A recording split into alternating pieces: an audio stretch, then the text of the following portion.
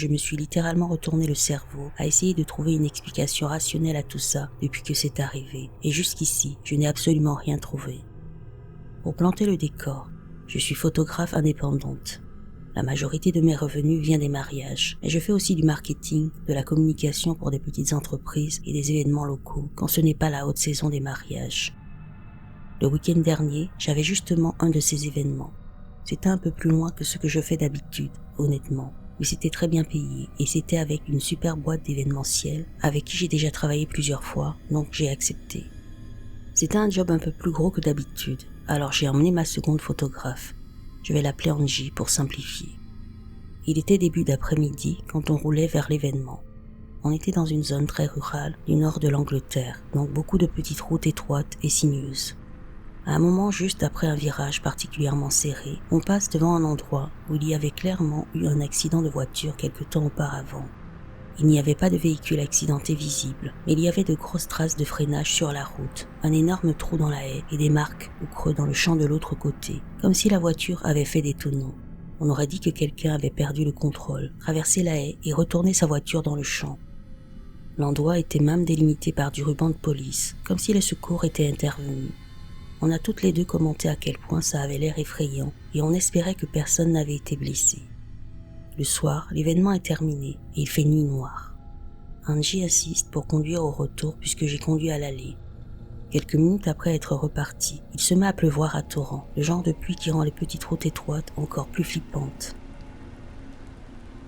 Je dis à Angie qu'on peut échanger si elle veut, mais elle dit que ça va. Quelques secondes plus tard, elle dit qu'elle a soudainement un gros mal de tête et qu'elle se sent un peu étourdie. Je lui redis que ça ne me dérange pas de conduire, mais elle insiste.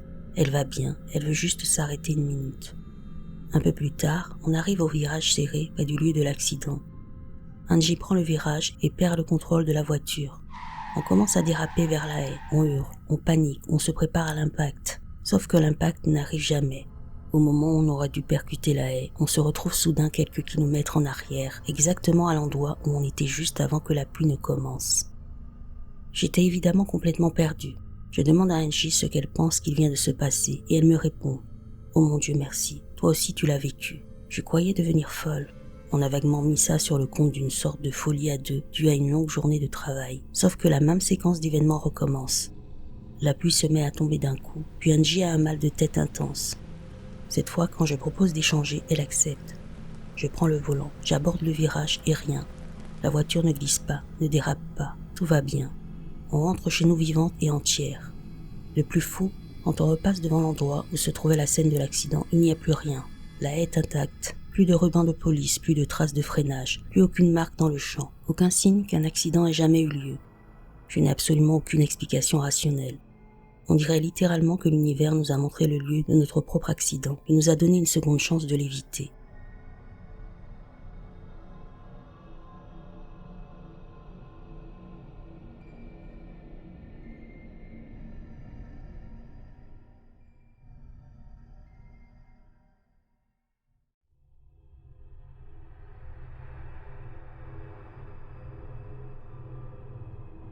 Le jour de la Saint-Valentin 2018, j'étais sorti faire des courses. Il était environ midi et j'étais allé acheter quelques petites choses pour ma nièce et mon petit.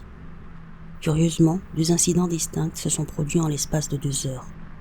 Le premier a eu lieu alors que je roulais sur l'Interstate 295. J'étais sur la voie de gauche quand j'ai regardé dans mon rétroviseur et j'ai vu une voiture de police accélérer derrière moi. Par courtoisie, je me suis rabattu sur la voie du milieu pour la laisser passer. Et au moment où elle est passée, j'ai machinalement jeté un coup d'œil et aperçu le policier au volant. Rien d'étrange à première vue. J'ai vu un homme en uniforme, le crâne rasé, regardant droit devant lui en me dépassant. C'est là que ça devient bizarre. Il se rabat sur ma voie, se retrouve devant moi, puis se rabat complètement et prend la prochaine sortie. Forcément, je me dis, super, je vais pouvoir reprendre ma voie de gauche et accélérer.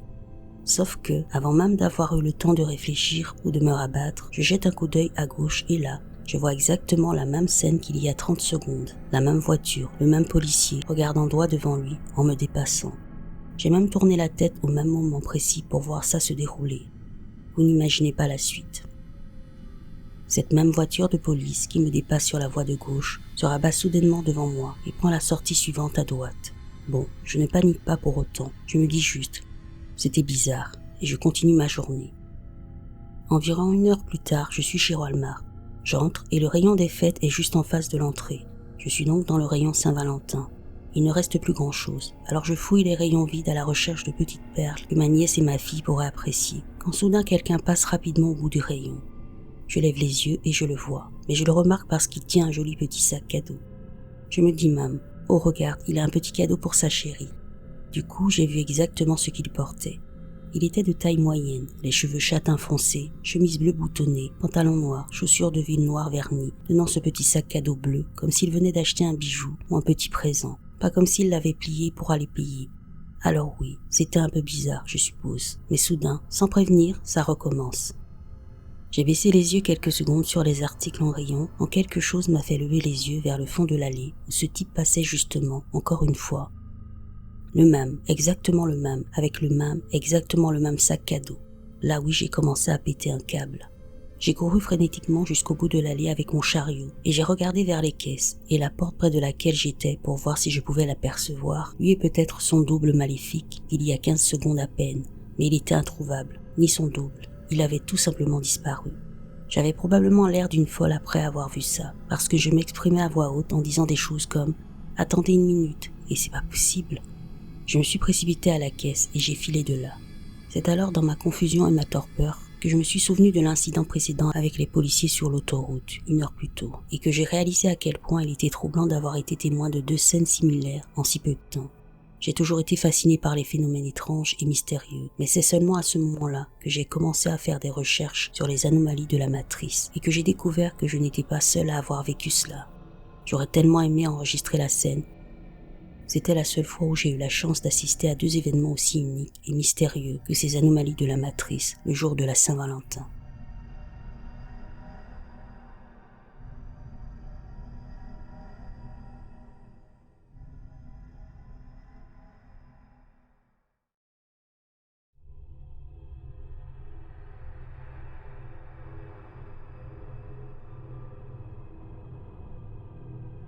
Je suis une femme de 25 ans, j'aime marcher sur les sentiers. J'ai récemment déménagé dans un nouvel appartement en septembre et depuis 1 mois environ, je cherche de bons sentiers au marché. J'en ai enfin trouvé un. Ce n'est pas un sentier difficile, mais il est long. Il est entouré d'arbres, de beaucoup d'écureuils et il mène à un joli point de vue sur le marais.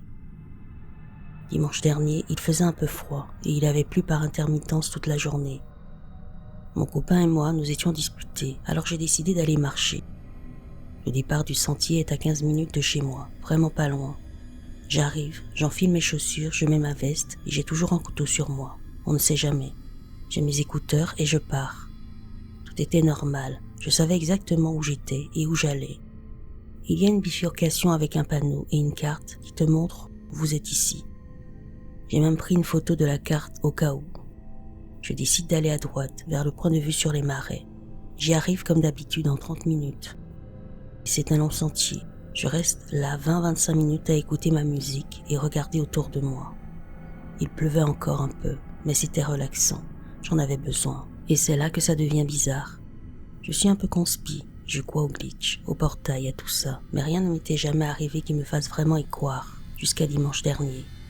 Tu as déjà entendu dire que si 2 arbres sont parfaitement alignés de part et d'autre d'un sentier, c'est un portail, que si tu passes entre eux, tu entres dans une autre dimension. J'ai toujours fait la blague quand je vois ça. Et regarde, un portail, même si personne ne comprend. C'est juste resté dans ma tête depuis que j'ai appris ça, mais je n'y ai jamais cru sérieusement. Sur le chemin du retour vers ma voiture, je reprends exactement le même sentier.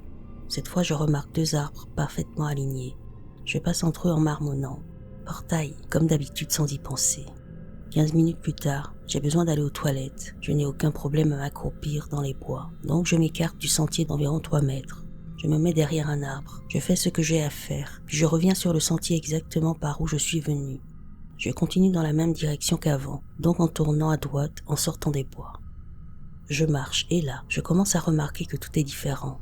Il y a un banc sur ma gauche, quelques mètres plus loin, qui n'était pas là avant.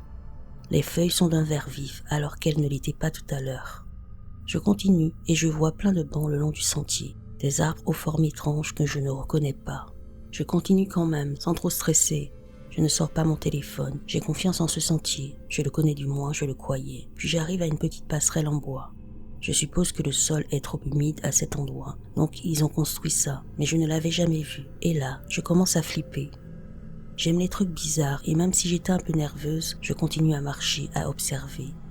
Je marche encore 20 minutes avant d'arriver dans un parking d'un autre sentier, un sentier dont je n'avais jamais entendu parler, que je n'avais jamais vu dans mes recherches. Je sors enfin mon téléphone et je regarde la carte. J'ai marché 45 minutes dans la direction opposée.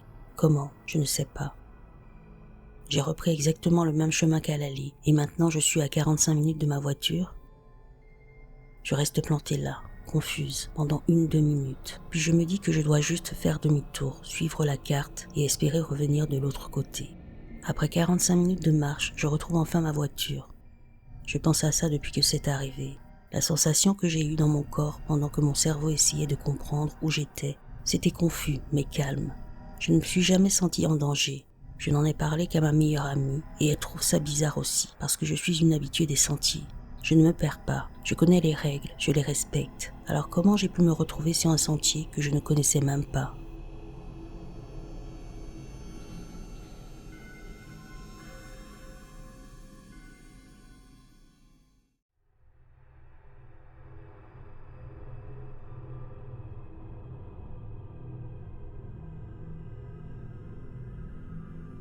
Un soir, au lycée, j'étais sortie avec des amis, une soirée tout à fait normale. Celui qui conduisait était un habitué. Il connaissait la ville comme sa poche, tout comme nous, car nous avions déménagé dans différents quartiers ou changé d'école au fil des ans, et à une certaine époque, nous sortions presque tous les jours. Ce soir-là, vers minuit, nous avons sillonné les quartiers habituels, tuant le temps jusqu'à l'heure de rentrée. Soudain, nous étions perdus, pas juste une mauvaise rue prise au hasard, ni une ruelle mal choisie, mais perdus. Nous nous sommes retrouvés dans cette rue de banlieue dont nous ignorions totalement l'existence.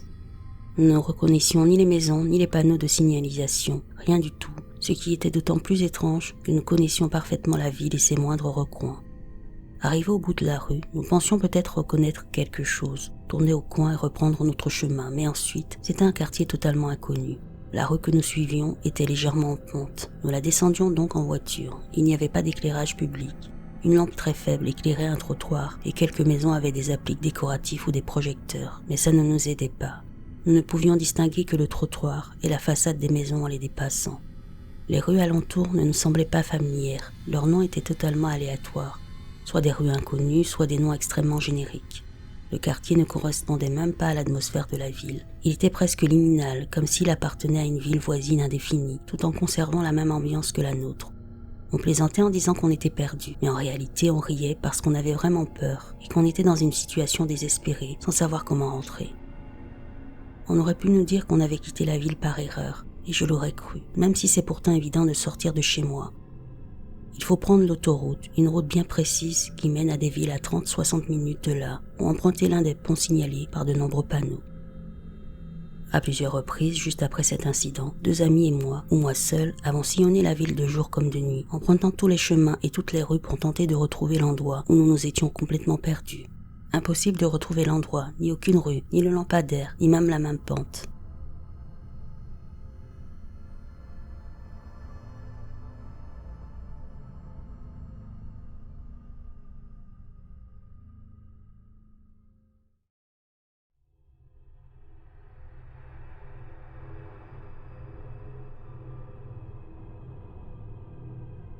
Je suis étudiant à la fac et ce qui m'est arrivé l'an dernier me hante encore. Depuis, j'ai l'impression que tout est différent.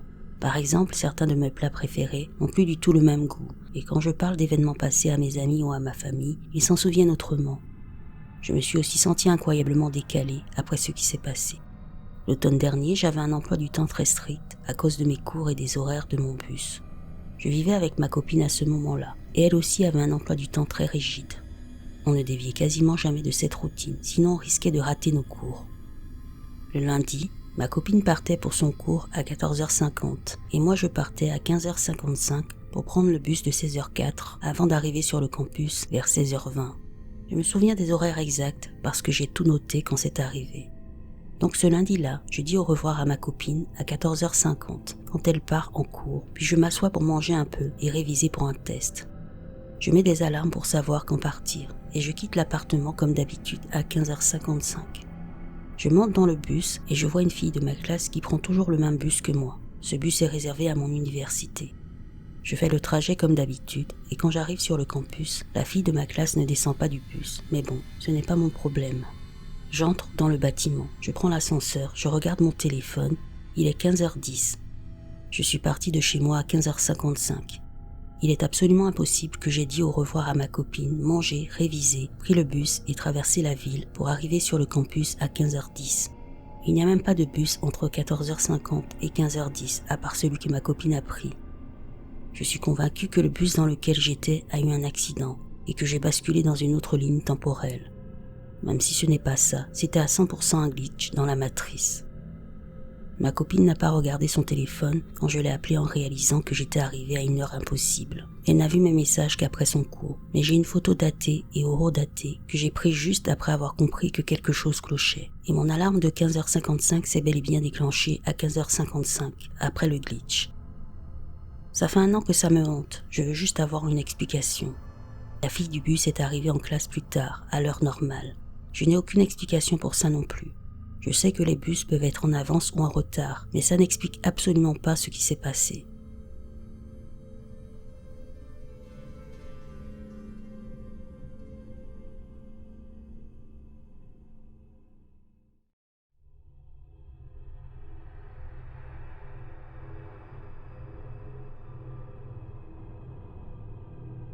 Il y a un peu plus d'1 semaine, je me suis réveillée dans une réalité légèrement différente de celle dans laquelle je vivais avant.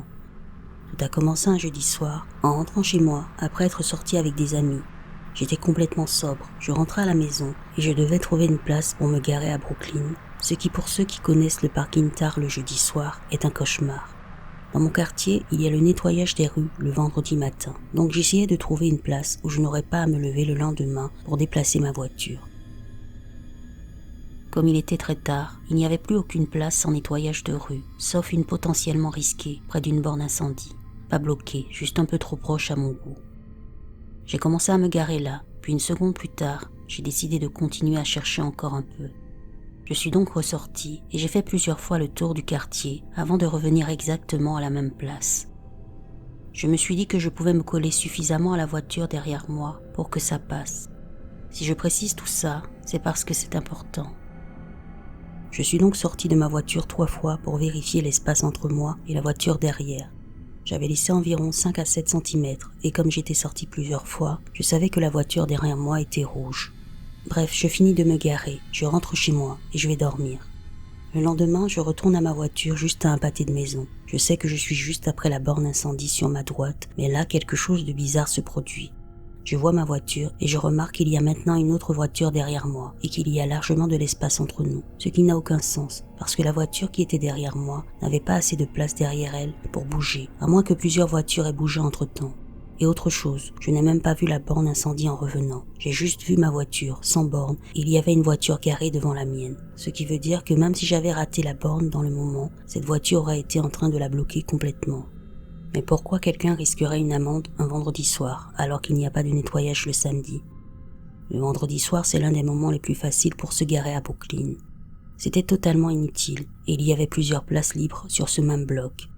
Comme je l'ai dit, l'une des premières choses que j'ai remarquées, c'est qu'il y avait une voiture noire derrière moi, avec beaucoup d'espace entre nous, ce que j'ai trouvé étrange. Je monte dans ma voiture, je commence à sortir de ma place, et je passe sur une bosse. C'était bizarre.